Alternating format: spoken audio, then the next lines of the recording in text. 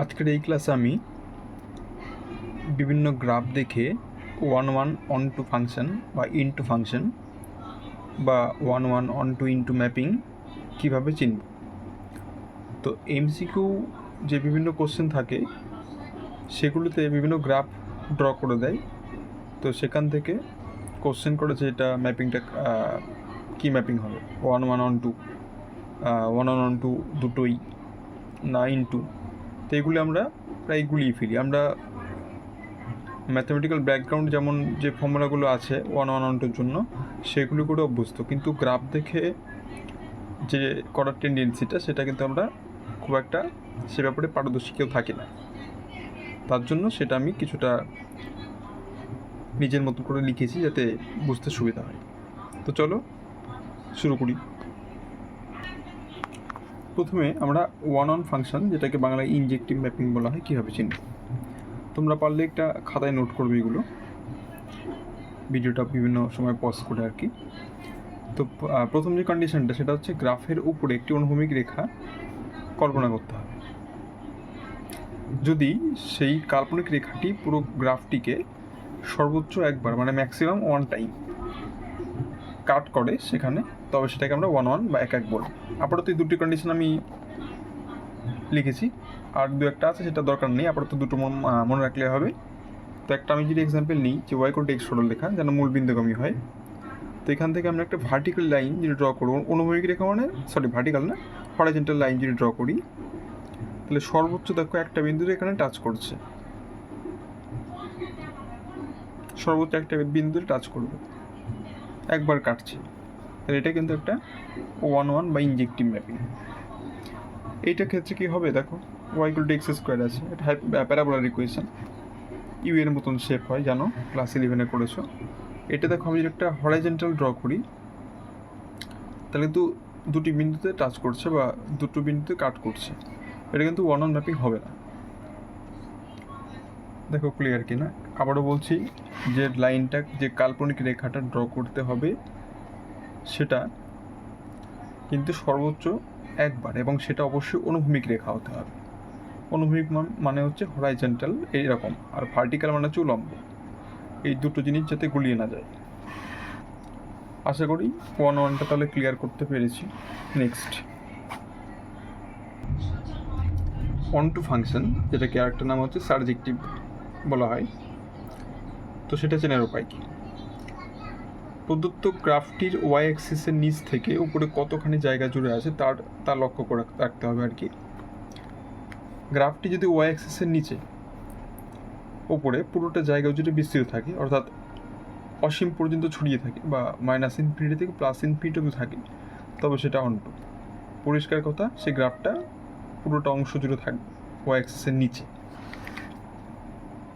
আর এখান থেকে ইনটুর একটি ধারণা আমি লিখেছি যে ওয়াই অ্যাক্সিসের কোনো অংশে যদি গ্রাফের অস্তিত্ব না থাকে তবে সেটি কিন্তু অন টু না, এটা হবে ইনটু।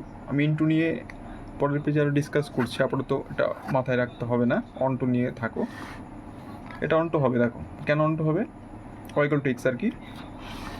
কারণ দেখো কী বলেছে এখানে, ওয়াই অ্যাক্সিসের নিচ থেকে উপরে কতখানি জায়গা সেটা দেখছি। ওয়াই অ্যাক্সিস এটা, তার নিচ থেকে উপরে কতখানি জায়গা আছে দেখছি। গ্রাফটি যদি ওয়াই অ্যাক্সিসের নিচ থেকে উপরে পুরোটা জায়গা জুড়ে থাকে, অসীম পর্যন্ত ছড়িয়ে থাকে, তো উপর থেকে নিচে পুরোটা জায়গা জুড়ে ছড়িয়ে আছে, সেটা on two mapping.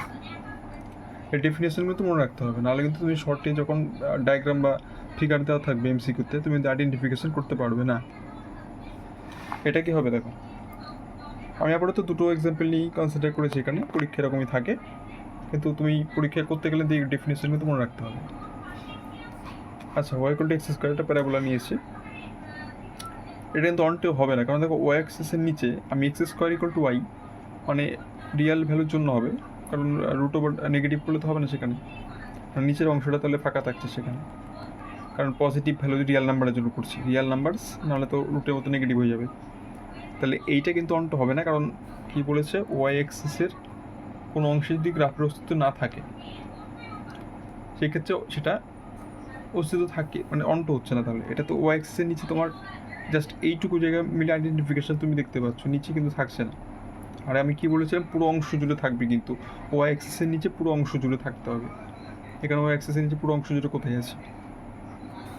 Second condition যেটা বললাম এই যেটা পুরো জায়গা জুড়ে থাকতে হবে, তাই তো সেক্ষেত্রে হচ্ছে না, তাহলে এটা কি অন্টো হবে না। ডেফিনেশন তো মনে রাখতেই হবে তোমার। ওকে, আশা করি ক্লিয়ার, খাতায় পারলে নোট করবে। Next into function. দেখো ইনটু আমি কিছুটা নিজের থেকে যতটা বাংলায় গুছিয়ে লেখা আছে সেটা লিখেছি। প্রথমে গ্রাফের পাল্লা আমরা দেখব যে ওয়াই অক্ষ বরাবর গ্রাফটি নিচ থেকে উপর পর্যন্ত ঠিক কোন কোন মান দখল করে আছে। যেমন ধরো এইখানে আমি কি বলেছিলাম যে ওয়াই অ্যাক্সিসে কোনো অংশে যদি গ্রাফের অস্তিত্ব না থাকে তবে সেটি ইনটু হয়। তাহলে এক্ষেত্রে আমরা ওয়াই অ্যাক্সিসের নিচে তো মান দখল করছে না, তাহলে এটা ইনটু আমরা বলতে পারি। আচ্ছা, আর দুটো কন্ডিশন লিখেছি, তার মধ্যে সি এরটা একটু ইম্পর্টেন্ট। আচ্ছা, ফাঁকা জায়গা বলেছি, ফ্রি স্পেস, যেটা কোডোমেইনের ভেতরে এমন কোনো মান বা ওয়াইয়ের মান আছে যেখানে গ্রাফটির কোনো অংশ নেই, তবে সেটি ইনটু ম্যাপিং। তো আমরা জানি ডোমেইন একটা হয়, একটা কোডোমেইন হয়। তা কী বলেছে, কোডোমেইনের ভেতরে এমন কোনো মান যা ওয়াইয়ের মান আছে যেখানে গ্রাফটির কোনো অংশ নেই, তাহলে সেটা ইনটু ম্যাপিং হয়। আমরা নর্মাল ডেফিনেশন দিয়ে যে সংজ্ঞা হয় সেটাতে আমরা ম্যাথস করতেই পারি, কিন্তু গ্রাফ দেখে বিচার করার জন্য এগুলো তোমার মনে রাখতে হবে। সি একটা ইম্পর্টেন্ট, যেটা বললাম ওয়াই অক্ষের নেগেটিভ দিকে অনুভূমিক রেখা টানলে গ্রাফটিকে ছেদ করবে না। ওয়াই অক্ষের নেগেটিভ কোনটা? এই দিকটা। তো এই দিকে যদি আমি অনুভূমিক রেখা টানি, গ্রাফটিকে কোথাও টাচ করছে বা ছেদ করছে বা কাট করছে না, তাহলে সেটা ইনটু ম্যাপিং। তুমি ইনটু ম্যাপিং করার জন্য বা যেটাকে বাংলায় বলা হয় অন্তঃচিত্রণ, সেটা করার জন্য কী করতে পারো, অন্টুর সঙ্গে একসঙ্গে রেখে পড়াশোনা করো। অন্টুতে কী বললাম যে পুরো জায়গাটা বিস্তৃত থাকবে, মাইনাস ইনফিনিটি থেকে প্লাস ইনফিনিটি ওয়াই অক্ষটা দেখবে, কিন্তু ইনটু ম্যাপিংয়ে সেটা থাকার দরকার নেই। অনটু আর ইনটু পরস্পর কিন্তু বিরোধী, এভাবে মনে রাখো, বুঝতে সুবিধা হবে। আর ওয়ান তো আশা করি একদম ক্লিয়ার, তো পারলে এই কটা নোট করো। ওকে, আজকে ক্লাসে এটুকু রইল। পরের ক্লাসে আমরা আরও বিভিন্ন ইম্পর্টেন্ট টপিক নিয়ে আলোচনা করব থার্ড সেম পরীক্ষার আগে অবধি। বেস্ট অফ লাক, সবার পরীক্ষা ভালো হোক। Thank you.